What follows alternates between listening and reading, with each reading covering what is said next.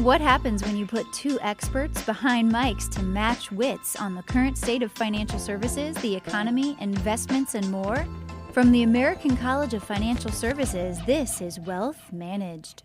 Welcome. I am Michael Finke. I'm a professor of wealth management and the Frank M. Engel Distinguished Chair of Financial Security Research at the American College of Financial Services. And I'm here with David Blanchett. Hey, I'm David Blanchett. I'm the head of retirement research for Morningstar Investment Management and an adjunct professor of wealth management at the American College of Financial Services. Thank you very much, David. So you had a presentation at an important industry conference on retirement, and the topic of your presentation was retirement replacement rates. And I think this is one of those topics that financial advisors just sort of assume that they should use one replacement rate. But I think not a whole lot of research or a lot of thought has been given to this idea of what a replacement rate should be for a retiree. Why don't you take us through some of the points that you made in that presentation and maybe why that differs from conventional wisdom a little bit? Sure. So, taking a step back, right? What is a replacement rate? Well, if you run a financial plan and you're 35 years old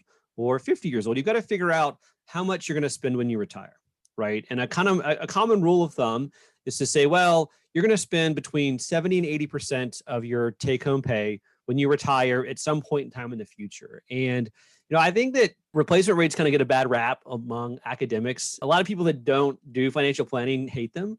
But you have to have a starting place, right? You've got to have a guess about what someone needs to spend when they retire. And I've always said that the best guess for retirement spending or consumption retirement is what someone wants to spend. But I think the problem is that when you're 20 or 30 years away from retirement, you have no idea what you'll be spending when you actually get there. And so I think that replacement rates are this kind of first approximation that we use in financial plans when you don't have more information about someone. Now, that being said, the closer you get to retirement, the more you should have a better sense of what you want to have in terms of income. And you should use that in a financial plan versus, a rule of thumb like 70% of your estimated final year pay.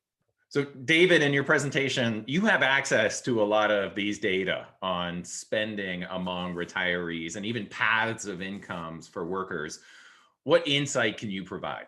Yeah, so I think one problem with research that kind of dogs replacement rates is it's always focused on, like what do people actually end up spending when they retire? And I would argue that that's not the best goal, because what you want to know is what people actually want to spend when they retire. And I think the question really is do replacement rates do a good job of approximating someone's aspirational retirement goal? And to your point, I have data from lots of sources. I've got data from financial planning software tools. I've got data from online robo tools. And what you see is not surprising, is that replacement rates actually do a pretty good job of estimating what someone wants to spend when they retire. Now, anyone that's done a financial plan knows that what you want to spend and what you can spend are two very different things. But high level, what the research suggests, or at least my analysis suggests, is that replacement rates actually do a pretty good job of estimating what someone would tell you they want to spend if they actually engaged with you. When you say replacement rates, what do you mean? I think, like a high level heuristic is like, we'll call it 75-ish% of your final take home pay. And people ask, well, why is it not 100%? Well, the goal is actually to estimate what your take home pay is and make it the same level when you retire. So, it's not 100% because certain taxes go away when you're working, like you're no longer paying Social Security tax. Your overall tax rate tends to be lower when you retire because you've got more tax favored income. And so really the goal behind replacement rates in general is to assume that your lifestyle stays the same when you retire. And does it? It does on average. And so, I think that if you look at how consumption evolves in retirement, it tends to be pretty sticky. It can change dramatically, actually, at the individual household level. So if you look at data like the Health and Retirement Study, you can see just these massive changes. But consumption, when you first retire, tends to be pretty sticky, but it does evolve very differently for different households as they move through retirement. Well, as an economist, my impression is, well, wait a minute. We know that tax rates increase as your income goes up. So marginal tax rates are progressive.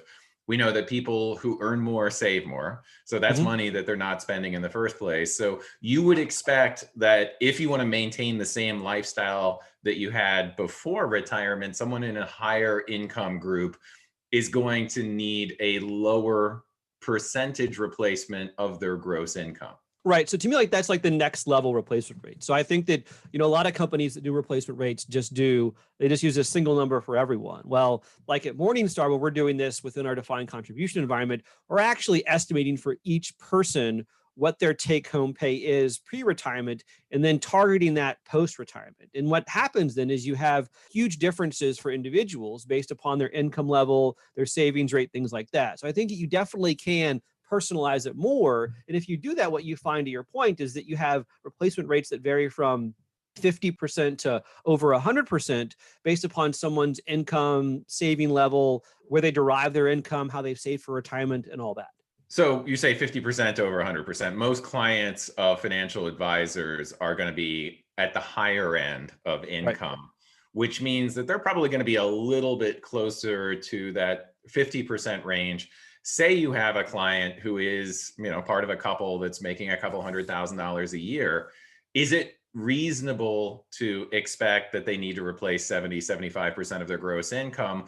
Or is it more reasonable to expect that they're going to replace maybe 50% of their income? Because I know a lot of the research that's been done shows that the actual spending for many people who are making that kind of income is actually pretty close to 50-55%. A big question there is like, what are you spending money on and how will that change in retirement? If you pay off your house, if you're paying for kids to go to school, a lot of that could go away when you retire. So to your point, the higher your income is, the lower your replacement rate is on average. So to your point, if you're making $10,000 a year, it's usually around 100% is your replacement rate. If you're making, $500,000 a year, it's closer to 50%. And, that's obviously important because, targeting, if you use one number for everyone, say 75%, that's a lot bigger retirement goal than if you're targeting, say, 50% upon retirement. Because, if you think, oh, it's just 50% or a third less, it's actually not, because you're going to get a third of that from Social Security. So you could literally reduce someone's required spending level by half, moving from 75% to 50%.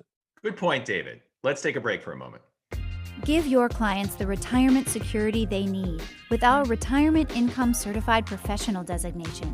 Visit theamericancollege.edu/RICP to learn more. The American College of Financial Services proudly supports the next generation of financial professionals and leaders. I'm Ross Riskin, head of the college's Next Gen Advisory Task Force.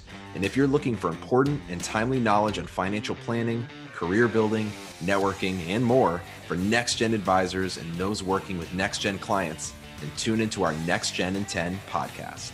Subscribe and listen to all our episodes at theamericancollege.edu/podcasts. Let's get back to our conversation. We did a paper a few years ago where we estimate how a low return environment is going to affect the amount of money that people need to save these days. One of the things that we found in that paper, which I think is something that a lot of financial advisors don't necessarily think about when they're making these recommendations, and that is that the more you save, the less you have to replace. You actually have this double effect of increased savings rate, in that if you're already saving it in the first place, that's not money that you're actually spending on a lifestyle. That's why, like, when we do the projections for individuals in our online robo tools, we consider really it's primarily income and savings rate, because to your point, if you're saving 20% of your income, then not only are you putting money away, but it's not money that you're actually going to spend in retirement. And you mentioned our research on the impact of low bond yields. I love to point out, we did a paper on safe withdrawal rates, it was like 8 years ago. And I loved at the time, people were like, this is just a one-time anomaly. And when rates rise again, this research isn't all that realistic. Well, rates are lower today than they were 8 years ago, and they could keep going down. And so I think that, considering the impact of low bond yield is important, but it's going to dramatically increase the cost of retirement. And so, if you're incorporating those into a financial plan and you're not also thinking about, well, how do I better think about the retirement liability, you're going to end up with some really, really, really high savings rates that a lot of people might kind of, shy away from or be afraid of. I think one of the points that also we need to make is that for an average household, it's really Social Security that's going to be replacing a big chunk of their income. But for these higher income households, they have to replace it with investments. And Social Security rises with inflation, but a nominal investment in a bond is not necessarily going to rise with inflation unless you're investing in, for example, tips. So Talk to us about whether or not you feel comfortable with a replacement rate that is in nominal terms as opposed to real after inflation terms. From my perspective, a replacement rate is really kind of the required need at time zero.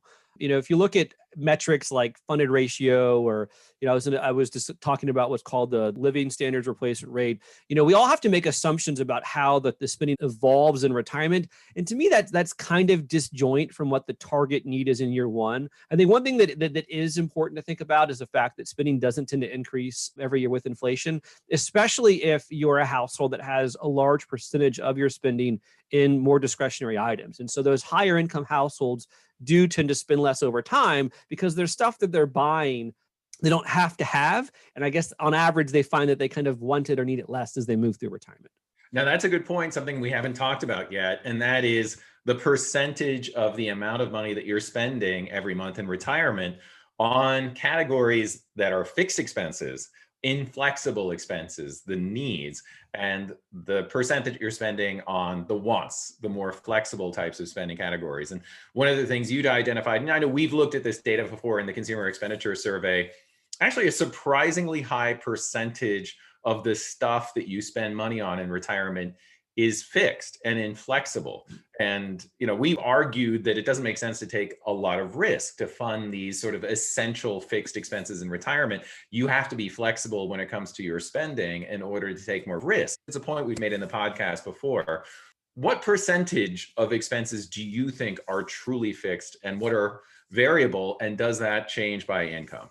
So what is the expression like in the long term, everyone's dead? In the long term, every expense is flexible, right? I mean, if you have to cut back, you can cut back. But I mean, if you look at the different buckets of expenditures, I mean, I would estimate that like 70 to 80% of most households' expenditures are relatively fixed in nature. It's things that they really, really value. And so to me, we talked about this as well before, but it really kind of speaks to the value of having that kind of base floor of guaranteed income, because you don't want to be in a spot 20 or 30 years from now where you can't afford to pay a mortgage or food because your portfolio is gone broke.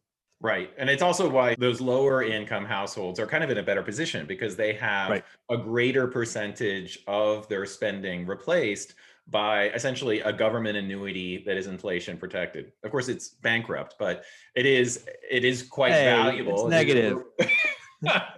We're all going to rely on it in retirement. But it does mean that if you're in a higher income category, you've got to be, I think, a little bit more conscious of how much you're actually spending on variable categories and how to match your investment strategy to how much you're really spending.